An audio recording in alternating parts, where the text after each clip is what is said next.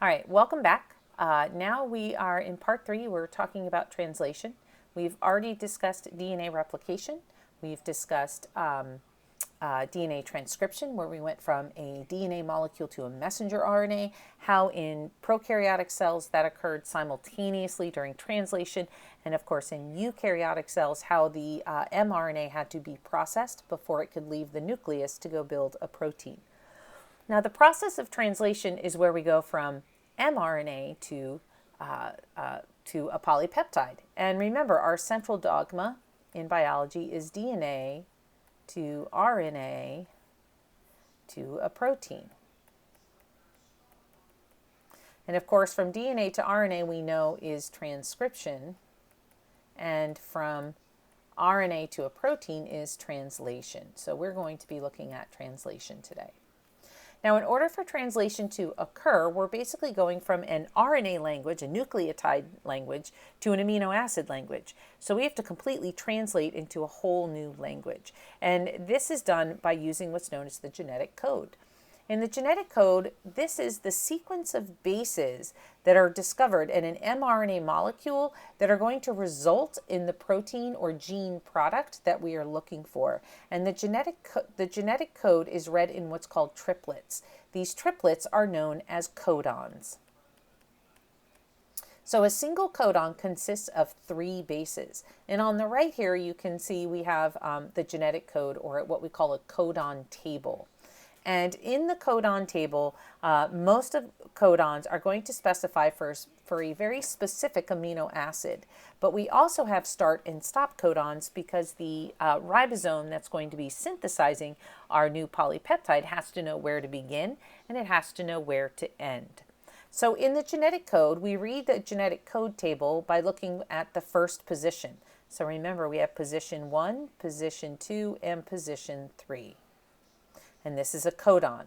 But instead of the numbers 1, 2, and 3, it's going to be 3 letters. So the first position here we have U, C, A, and G. Remember, these are RNA nucleotides. The second position, right, so each of these rows is our first position. The second position are columns. So here we have U, C, A, and G again. And then our third position are the actual individual rows. And so we have U, C, A, and G for each of these larger groups right here. When we read an mRNA molecule, let's just say, for instance, I'm going to draw one here at the bottom. A, C, C, A, U.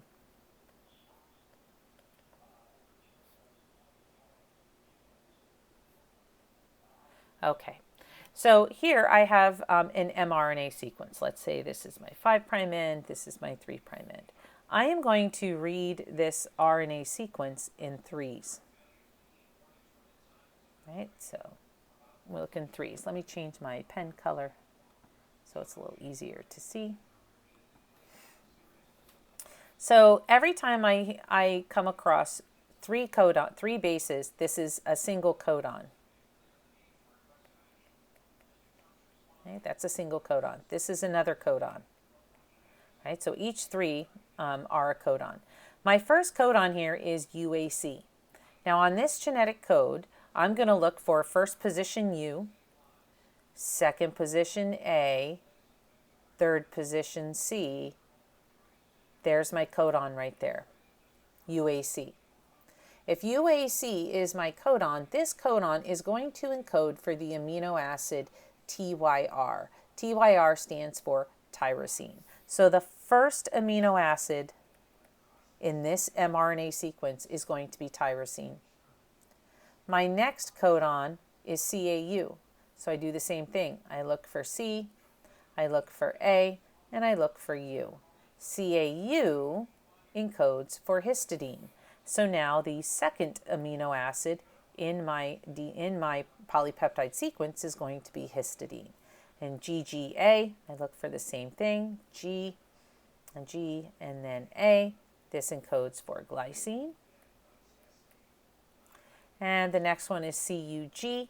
So I look for my C, I look for my U and my G, and that encodes for leucine. Now, something I want you to notice here, all right, so I've gone from my mRNA molecule to my polypeptide. Just to remind you, this is the primary sequence. Okay, so the primary sequence of the protein.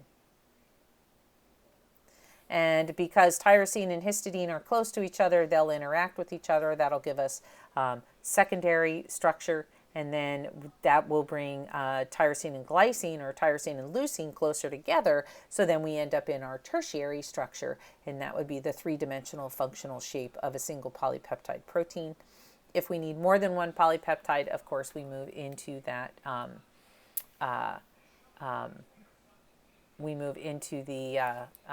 quaternary structure. Sorry, I had to think about it for a second there. So I had to move into the quaternary structure. So that's how you read this codon table. Now, the genetic code is referred to as a degenerate code, and that's not a knock on the genetic code. What it means is that more than one codon, you can see here with threonine, more than one codon can encode for the same amino acid. All four of these codons all encode for the same amino acid.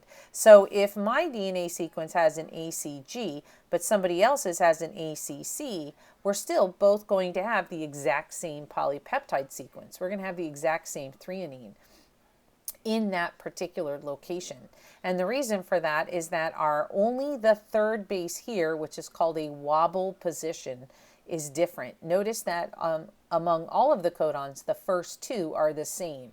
That last one, that third one, is sometimes referred to as a wobble position. So whether it's a U, a C, an A, or a G, doesn't matter. All of them are going to result in a threonine. And that allows for some flexibility in the genetic code and some variation. But that flexibility ensures that if we get a small mutation where a U gets replaced with a C, it's not going to result in a different polypeptide. As long as the protein is still functional and still the correct primary sequence, then the protein will function as it should, okay, as normal. Now the next player in here's our bacterial mRNA. It has what's called a 5' ribosomal binding site, right? 5' over here, and up here. And that 5' binding site is important for recognition of the beginning of the mRNA transcript. The start codon is almost always AUG. I want to go back here for a second. Notice we have a stop codon here, and we have start codon. And our start codon also happens to encode for the amino acid methionine.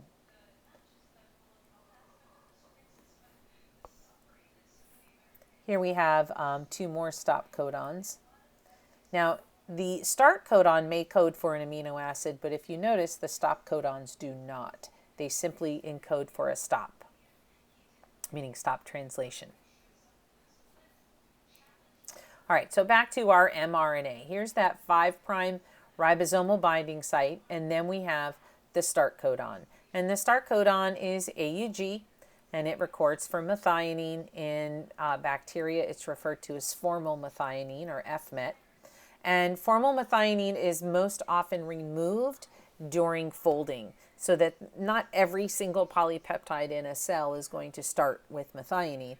It does during translation, but it will later, for some proteins, will later be removed. Your typical polypeptide is a couple hundred amino acids, and we will use anywhere, any of the one of three different stop codons for termination. Now, one thing that can occur in mutations is when a stop codon gets encoded for in the middle of a polypeptide due to mutation. So we could have a normal polypeptide, but then a mutation occurs and a UAC becomes a UAA. And if that occurs, then the polypeptide will be cut short. It'll terminate the translation of that mRNA transcript before it is completed. By stopping it early, the protein is cut short. It's an incomplete polypeptide chain, and so it will not transform into its tertiary structure and will be non-functional. Another thing we have to consider in translation is what's referred to as the reading frame. The start codon, right, here's our start codon, is important for determining the reading frame. And in bacteria, we have, in prokaryotic translation, an mRNA transcript always starts with a sequence very similar to this right here. And in this sequence here, this is referred to as the Shine-Dalgarno sequence. The Shine-Dalgarno sequence is part of the ribosomal recognition sequence.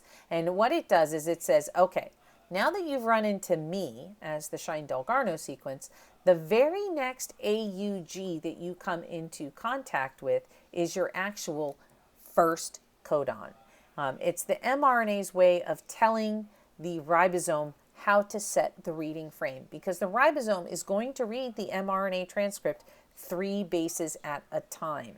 And if it started here, then, well, that could totally throw off our reading frame, because now this would be considered a codon and this would be considered a codon instead of what we should have there to begin with. So by using that Shine-Dalgarno sequence, the ribosome, or I should say the mRNA transcript, is able to tell the ribosome where to begin actual translation, right? Where to begin it. If we added a U, here's something that happens in mutations. If there's the addition of any RNA nucleotide, it doesn't just have to be a U. It can be an A or a C or a G. But if we add a base anywhere within the actual gene sequence itself, or within the mRNA transcript, after that start codon, it now totally throws off the reading frame. So these two sequences, here and here, are the exact same sequences. And here's our Shine-Dalgarno. Now, if this had happened somewhere over here, then it wouldn't be an issue because we hadn't reached that start codon yet. But because it occurred downstream, or to the right of our start codon, then it throws off the entire reading frame, and what was a triplet is no longer considered a triplet. So we started out with AUG CAG, but now we have AUG UCA. That G got shifted over to the next one, and this creates what you can see is a completely different amino acid sequence. And in this case, if we create a completely different amino acid sequence, then of course secondary, tertiary, and quaternary structure of our protein is no longer going to be efficient, no longer work. So when the DNA sequence of a gene is getting transcribed into mRNA, we read it 1 base at a time, right? So here's our DNA up here, and then now we have here our mRNA transcript. And the mRNA transcript right here, referred to as the untranslated region, this is where we have our site recognition. We have that Shine-Dalgarno sequence in prokaryotes. And then once that's been reached and it's complementary to what's referred to as ribosomal RNA, that's how it's recognized, we hit the start codon. And here you can see our start codon is AUG. Right? Here's the actual codon itself. Then we come down here. This UAC is what's referred to as the anticodon, and that's found on tRNA. We haven't gone over that yet. So that's the anticodon, and the tRNA that contains the anticodon also happens to carry methionine. Then everybody shifts over to the next reading frame, or to the next codon. So this codon is AGC, so its complement is UCG. That UCG is located on a tRNA that's carrying the amino acid serine. So if I go back to my codon table, or my genetic code table, and I look up AGC, and I look up AGC, AGC is encoding for serine. So I can see where that serine is coming from. And this process continues. So we have the mRNA here. We have tRNA bringing in the amino acids. They're kind of the bridge. And then we actually will be using ribosomal RNA at the same time to recognize our site recognition sequence, or that Shine-Dalgarno sequence. So mRNA is read as those three bases, those triplets or codons. T is going to be substituted with U in an RNA molecule. Now, tRNA contains an anticodon, and the anticodon allows the tRNA to complementary base pair to the mRNA. Notice all of these tRNAs down here, they're anticodons. That's what they're showing sticking off the bottom here. Their anticodons are complementary to the codon that's being read. So if the codon is GAA, the anticodon on that tRNA is CUU. The tRNA with the anticodon CUU always carries glutamine. So this amino acid will always be put in place when this codon is read. Okay? And it's determined by the anticodon on the tRNA. So tRNA is referred to as tRNA because if we draw the structure, it looks a little bit like a T. It looks a little more like a cloverleaf pattern. It is single-stranded DNA, but it self-complementary base pairs to itself, and that's what causes it to look double-stranded here. But because it's single-stranded but bent in on itself, we get these hairpin turns on the edges here. And this hairpin turn right here happens to occur with such a structure that the DNA twists and causes those three bases to stick outwards. If you notice, all the other bases are facing each other. And so you can see these dotted lines are where the bases are binding to each other. And so they're all internally bound and protected. But here, because of this twist that occurs in the tRNA, its anticodon, these three bases, are sticking outwards, which gives them the ability to bind to a codon on the mRNA molecule.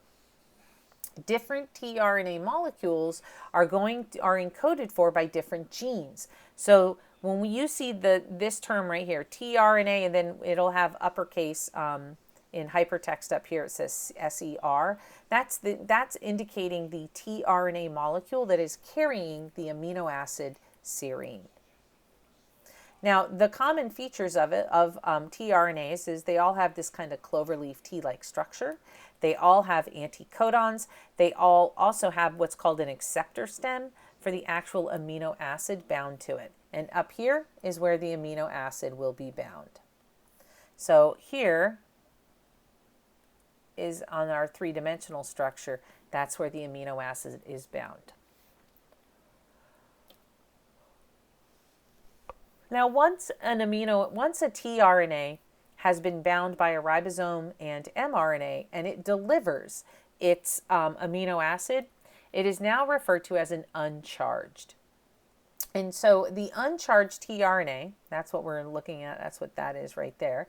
The uncharged tRNA leaves the ribosome, and it goes out into the cytoplasm, and it searches for a enzyme called aminoacyl tRNA synthase.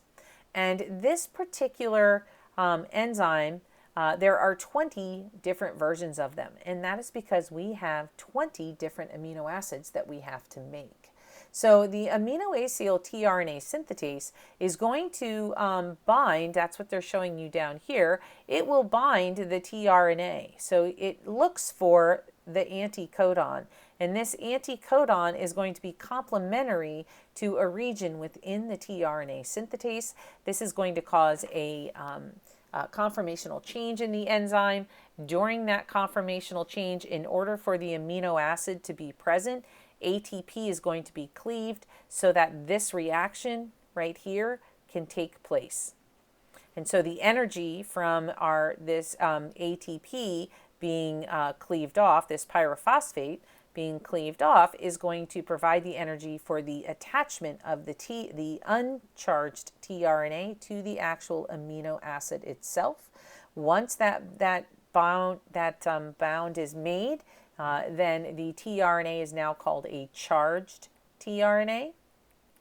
It will leave the tRNA synthetase, and it will go into the cytoplasm to go hook up with a ribosome and another mRNA molecule, so that when its codon that it's complementary for is presented, the tRNA's anticodon can bind, and the tRNA can then cleave its amino acid and start the process all over again. So the ability of aminoacyl tRNA synthetase, this is like the charging station for these tRNAs. It's sometimes referred to as the second genetic code because it has to recognize anticodons to ensure that it adds that the tRNA that it is adding its amino acid to is the correct tRNA. If there was a mutation that occurred in one of these tRNA synthetase genes, that it might recognize the wrong anticodon and attach the wrong amino acid, that would result in all of the proteins in the cell not being translated properly. So that brings us to ribosomes. They're the big kind of protein synthesis factories. They're the ones that are responsible for carrying out this actual translative process. Prokaryotic organisms only have one type of ribosome, whereas eukaryotes have different ribosomes in different cellular compartments. So we are going to focus primarily on what are called cytosolic ribosomes, the ones that are located in our cytoplasm, but we also have another set of ribosomes that are located within the mitochondria. And the mitochondria have their own ribosomes. They also, mitochondria, remember, have their own genetic material. They have their own DNA, even though they are inside of our own cells. So eukaryotes have very distinct ribosomes in different cellular compartments, but again, we're going to look primarily at those in the cytoplasm. Bacterial ribosomes are referred to as a 70S. It consists of a 30S subunit and a 50S subunit. I know that doesn't add up to 70, but this S here talks about a sedimentation rate. Those are measurements of mass, not adding up to 70. And in eukaryotic ribosomes, we have 70S ribosomes in our mitochondria. And then in our cytoplasm, we have 80S ribosomes. And the 80S ribosomes are composed of a 40S small subunit and a 60S large subunit. Now, one of the things they're showing you in these little boxes right here is they're showing you in orange, we have all the protein or amino acids that are making up this big long protein, but embedded within it is the ribosomal RNA. And that ribosomal RNA is really, really important for the recognition of the site recognition or initiation site of the mRNA, for the Shine-Dalgarno sequence to recognize that Shine-Dalgarno sequence so it knows when to start. All of those things are very important, as well as the termination sequence. There are structural differences between prokaryotic and eukaryotic ribosomes. Sometimes antibiotics are designed to work on the 30S subunit of bacterial ribosomes. And this is important because if you notice, in our cytoplasmic ribosomes, we don't have a 30S subunit. So by attacking the 30S subunit with antibiotics, we can target bacteria without necessarily having too many side effects on our own cells.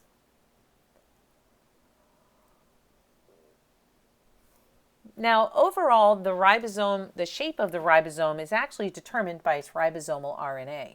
And the ribosome itself has three major, what we call binding sites. It has three areas or active sites within the large subunit that are really important for the actual translation process. The three binding sites are the A site, which stands for aminoacyl. Here you can see it right here. Now notice, let me get my little eraser out. So in the A site here, notice we have three bases that are exposed, right? So there's our codon. When a tRNA comes into the A site, right, here's my tRNA, I have an amino acid on this end, and I have my anticodon at that end. So the anticodon is going to complementary base pair with the codon of the mRNA transcript, right? This is my mRNA. It's going to complementary base pair with my mRNA transcript, and this is going to cause a conformational change. This change occurs within the ribosome, and that change is going to result in this amino acid here binding to this amino acid here, and everybody's going to shift over. I've got a video to show you in a minute. So the A site is kind of for recognition. So we have recognition of the anticodon, and what's really happening is these tRNAs are entering into that A site at lightning speed. The ribosome is just pumping them in there, and if that anticodon does not match, then the ribosome is going to kick that tRNA back out. So if the anticodon does not match in complementary base pair, all three of the bases in the codon, then that is not considered the proper tRNA, and it's going to get booted out. When the correct tRNA comes in and it binds to these three codons here, and hydrogen bonding is correct, everything base pairs properly, then the ribosome knows that that's the correct tRNA carrying the proper amino acid for that particular codon that's being presented. The next site is the P site, and this is called the peptidyl site. It is where peptide bonds are made. And peptide bonds are the unique type of covalent bond that occurs between amino acids to build a polypeptide. So in the peptidyl site, the amino acid that was brought in by the new tRNA is going to bind to the existing polypeptide chain. And what's really happening is this little tRNA is really just going to hand over, right? I'll put my other tRNA in here. So he's got an amino acid on him right here. So what's really happening is this guy is handing over this entire polypeptide chain, so that he's going to be holding onto it, right? So that's going to disappear.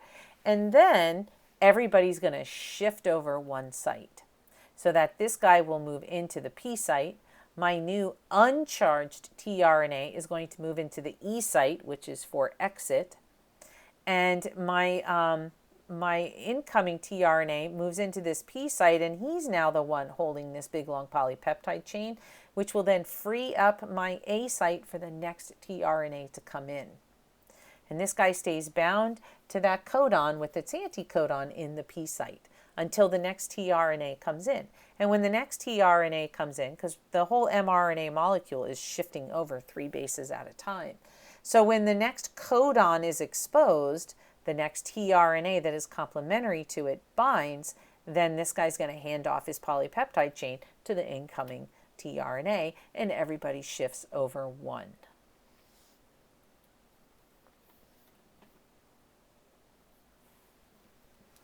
The genetic information stored in DNA is transcribed into messenger RNA and then translated into protein.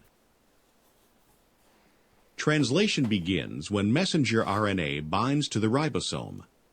The initial transfer RNA occupies the P site on the ribosome.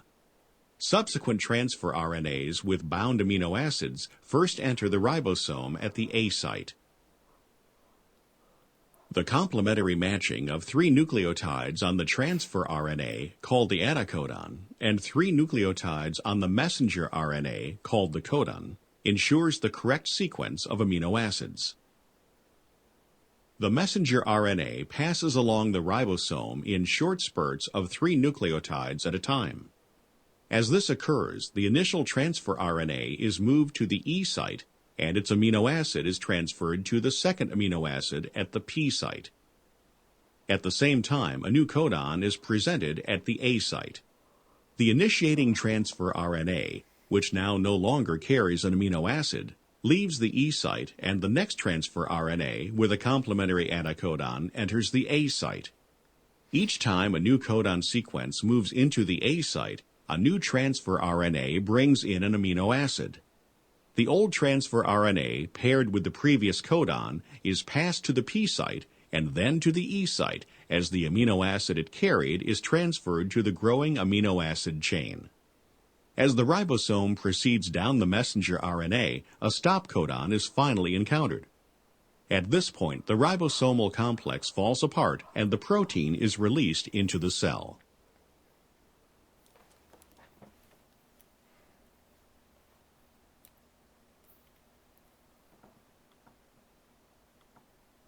The genetic information stored in DNA is.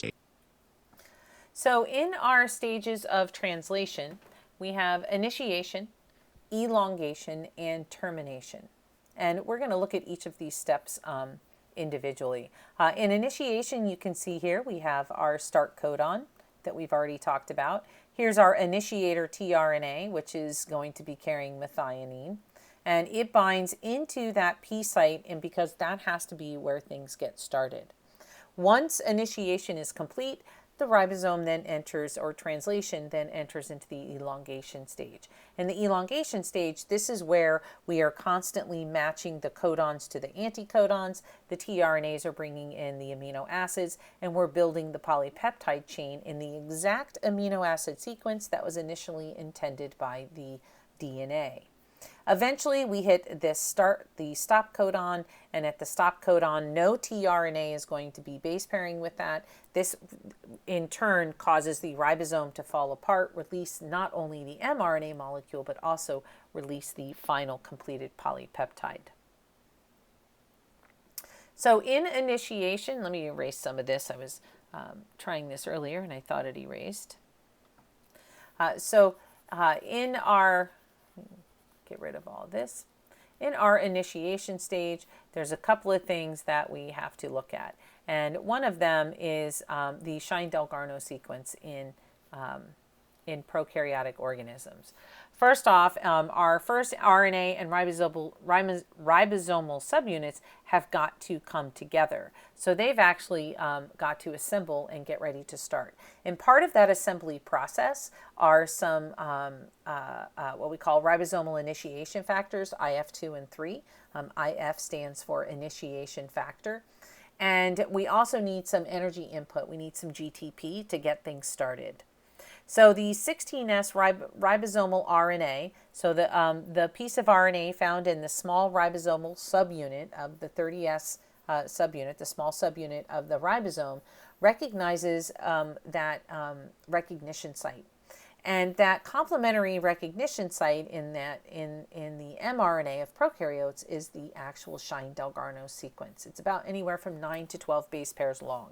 Now, this is in bacterial DNA to RNA. We're talking about in bacteria here. So bacteria have the Shine-Dalgarno sequence. And that Shine-Dalgarno sequence, like I said earlier, not only is our initiation site, what we call the recognition site, but it also determines the reading frame. It tells the ribosome, hey, after you've hooked up with me, the next AUG is the actual start site where translation is actually going to occur. And ribosomal initiation factors IF2 and 3, they bring together the ribosomes to assist with binding of the two ribosomal subunits, as in addition to making sure that the ribosomal RNA in the 30S subunit recognizes and binds to the Shine-Dalgarno sequence. GTP is going to be hydrolyzed at this point to bring together the ribosomal subunits.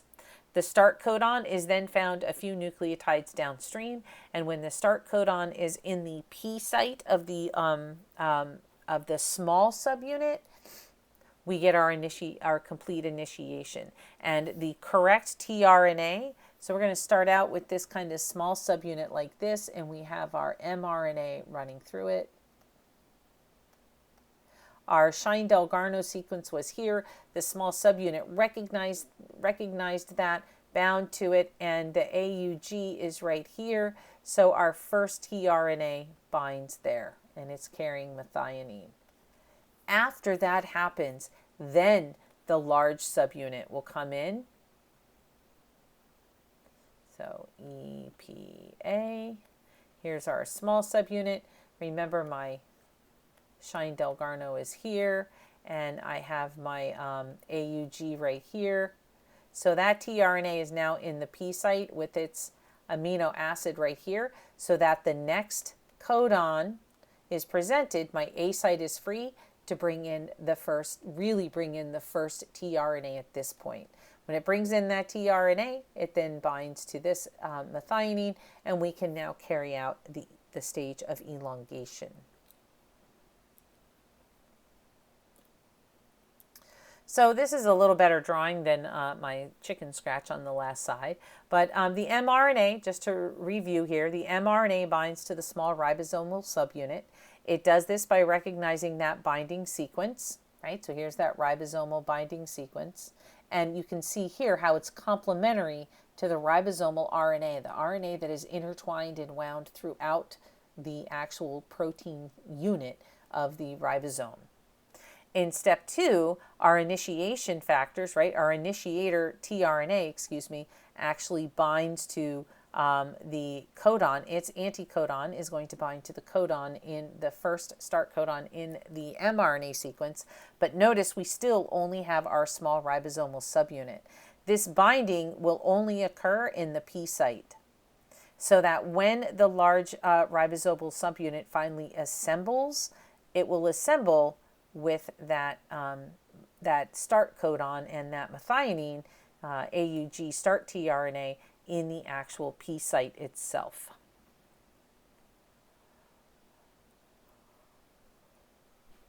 Now, eukaryotes are just a little bit different. Instead of having a ribosomal binding sequence, our mRNA has a 5' cap. Remember, this was part of the processing in transcription, and it's known as a 7-methylguanosine 5' cap. It's recognized by a set of proteins in eukaryotes known as cap binding proteins. And these cap binding proteins, they'll recognize that methylguanosine and they'll attach to it, and this promotes and enables the binding of the small ribosomal subunit. So it's kind of like flagging the ribosome, saying, hey, hey, hey, over here, we need to get started on some translation. Where the actual start codon occurs in eukaryotic mRNAs is a little more variable.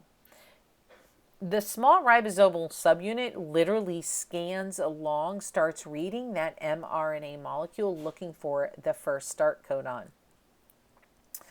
In most cases, the first AUG is the actual start codon, but sometimes it is not. And here's where our differences occur. So the true start codon will usually contain both an upstream and downstream sequence.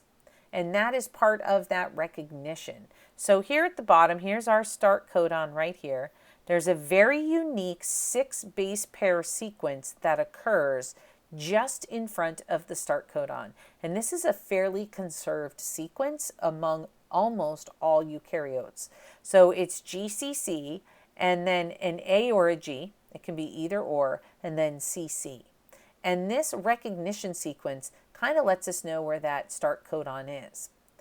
Immediately following the start codon is a G, and then what's referred to as a downstream coding region. So if there is no upstream and downstream coding region found where an AUG is, that AUG will get skipped and the ribosome will continue to look for what's considered the optimum. Most of the time, the first AUG in the sequence is going to be recognized as the start codon. But there are some genes that that downstream coding region may not be present. And so the ribosome is going to continue to look for what's referred to as the optimal start codon recognition sequence.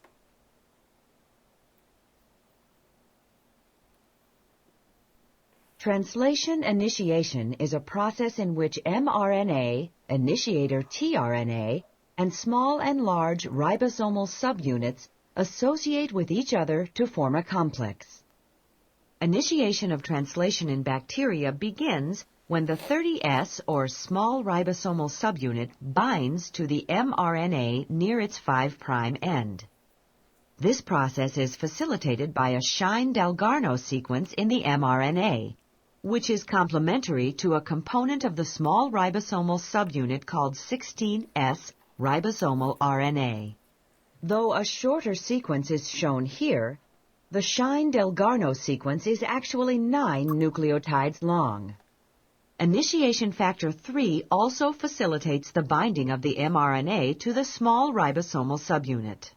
Once the 30S subunit IF3 mRNA complex has formed, initiation factor 2 binds to the complex and promotes the binding of the initiator transfer RNA for N-formal methionine to the complex.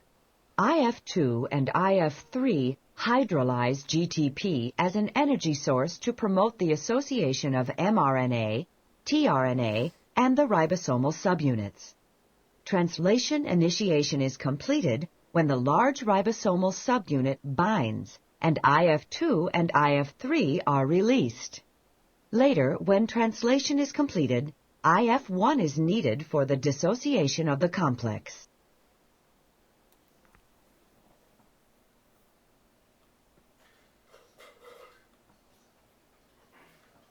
Translation. Okay.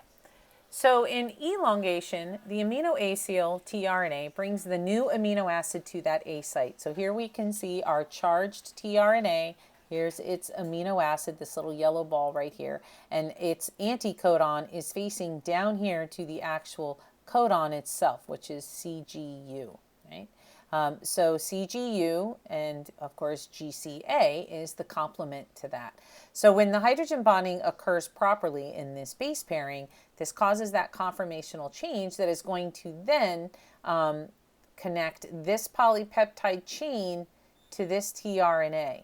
And then everybody will shift over one, and this tRNA will end up here in the P site. This process will continue over and over and over again for every 3 base pairs, for every 3 bases. So every codon, the mRNA gets shifted, or the ribosome actually moves along the mRNA 3 bases at a time. The peptide bond gets formed between the amino acid at the A site and this growing polypeptide chain. So I'm trying to show you this right here. This is where that peptide bond is formed. The polypeptide gets removed from the tRNA that's already in the P site and transferred to the RNA in the A site. Now this transfer is actually occurring as the mRNA is moving through the ribosome. So this bond and the movement of these 2 tRNAs into the next binding sites is fairly rapid. This uncharged tRNA here will move into that E site, and it's then going to be ejected out or exited. This tRNA here then moves into the P site. That will open up the A site, and the next codon, in this case GCU, will then be presented for its tRNA to come in and bring the next amino acid. This process or movement is known as translocation. And so the ribosome is trying to translocate towards the 3' end of the mRNA, and it does this 1 codon at a time. And every time it does this, it's shifting the tRNAs at the P and A sites to the E and P sites. And so here's our new, during that shift, right? We just brought this tRNA that brought in the yellow one here, it got shifted into the P site. This guy had dropped off this polypeptide chain here, formed this peptide bond. This guy gets ejected. Notice he no longer has any kind of amino acid attached. And of course, we have our next codon in the sequence, and its complementary tRNA is now going to come into that A site. That process will then repeat itself. So the next codon's now in the A spot, the uncharged tRNA exits from the E spot, and the tRNA that was in the P spot now in the A spot has moved into the P spot. I know, very confusing.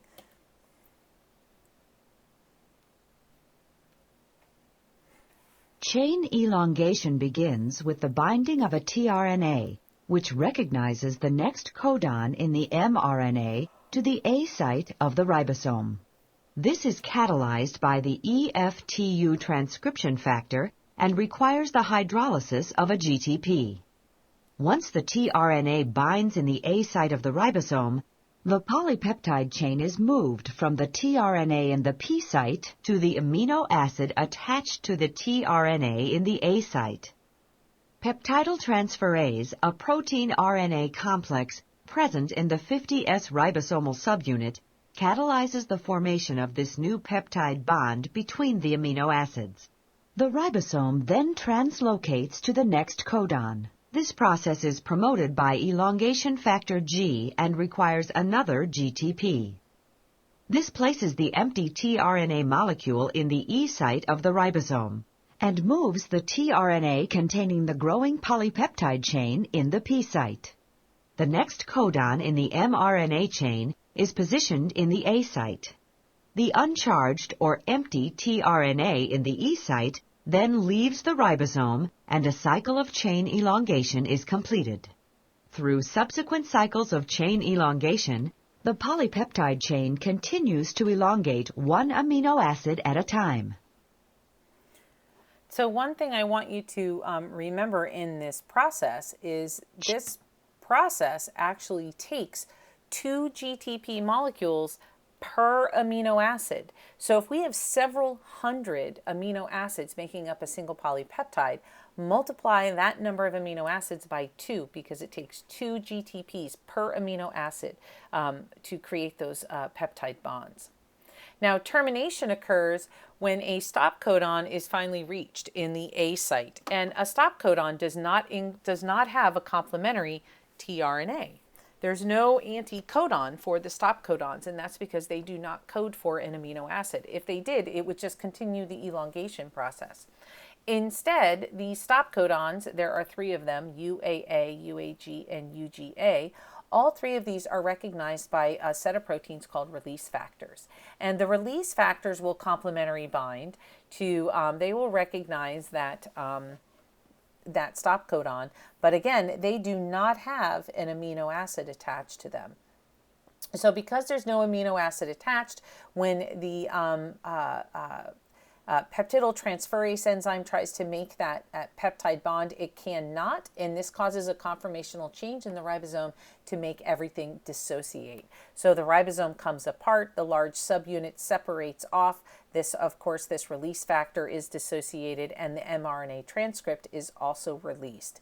This now is the termination of the translation process, and the growing polypeptide is released and allowed to then go fold and become its functional shape. So the completed polypeptide that was attached to the tRNA in the P site, and there's a stop codon now present in the A site. The release factor binds to that stop codon. This hydrolyzes the release of the polypeptide, and everybody just kind of falls apart.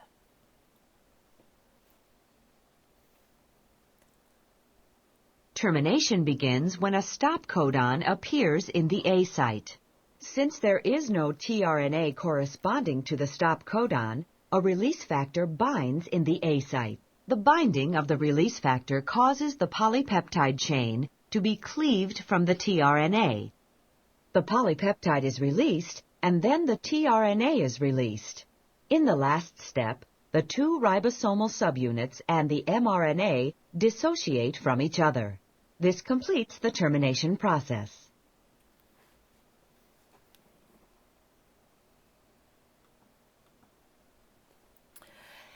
So once a polypeptide has been made, now we're in this big long amino acid chain, right? We're in the primary sequence of a protein. And one of the things I want to I want to explain to you, this is the last slide of the lecture. And in addition to a DNA molecule and an RNA molecule having directionality, polypeptides have directionality as well. And although this is not something that you're going to run into anytime soon in some of your other classes, I do want you to know what is meant by the N-terminus and C-terminus of a protein and how proteins are discussed, so in terms of structure, so that when you're reading articles or are looking at journals, things like that, that you will be required to do in some of your upper division courses, then you'll understand what they're talking about in terms of positions of different amino acids within a polypeptide chain. So amino acids have directionality, just like an mRNA sequence does. And so here at the bottom, they have the mRNA sequence shown right here, 5' to 3'. And so these codons encode for our amino acids, and those amino acids are brought together in a very specific sequence. Now, amino acids all have the same functional group, right? The same structure. The only way they differ is by their R groups. So notice all of these amino acids have the same carbon to NH3 to hydrogen to oxygen. They're all the same, right? But when these peptide bonds are formed, which are shown here, right, in between these two blue lines, there's our peptide bond. This amine group, which is why they're called amino acids, this amine group binds to the carbon of the end, this methionine here. So that's where that peptide bond is formed. And of course, 2 hydrogens are lost off of this amino acid, off of the serine, and the methionine lost in oxygen. And this is why peptide bonds result in are called hydrolysis reactions, because it results in a water molecule. Now, polypeptides are linear. They're not circular, so they have ends, right? They have 2 ends. Now, the end of the amino acid with the free amine group is called the amino terminal end, and it's referred to as the N-terminus because that nitrogen is free. So that's called the N-terminus. At the opposite end, we have a free oxygen or carboxyl group, which all amino acids have. So that carboxyl group is called the carboxyl terminal end, and that's referred to as the C-terminus. Now, most of the time, the C-terminus is the N-terminus is the 1 position amino acid, and the C-terminus is the last position amino acid. Just depends on how many amino acids are in a polypeptide.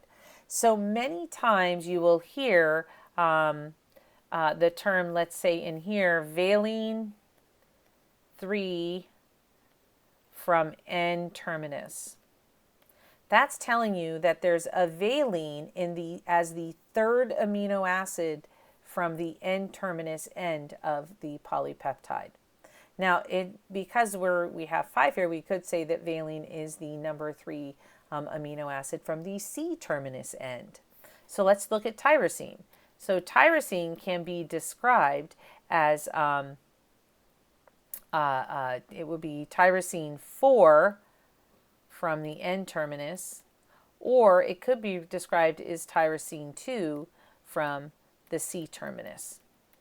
It's just counting positions. And by counting positions, we can designate a location to a particular amino acid. And that becomes very important when we are looking at mutations, because a mutation in the gene is going to result in a mutation in the mRNA transcript, which means that codon for, say, valine is no longer encoding for valine. It's now encoding for another tyrosine. And if that's the case, then our amino acid chain, our polypeptide, is not going to fold properly. Our protein is not going to function properly. But if we want to figure out where that particular kink in the armor is, we need to know how to read these locations. So I just wanted to make sure that you understood what an N-terminus and C-terminus was. And when you see numbers associated with those terminus, that they're talking about which amino acid either is supposed to be there or has been replaced. And what it's been replaced with, so that we know exactly where in that protein a particular amino acid is located. Okay, so that's the end of lecture 3. This was a bit of a long one, but I wanted to show you the videos. I think they really help explain this process. When we get together next, we'll be talking about the regulation of genes in cells. Have a great day.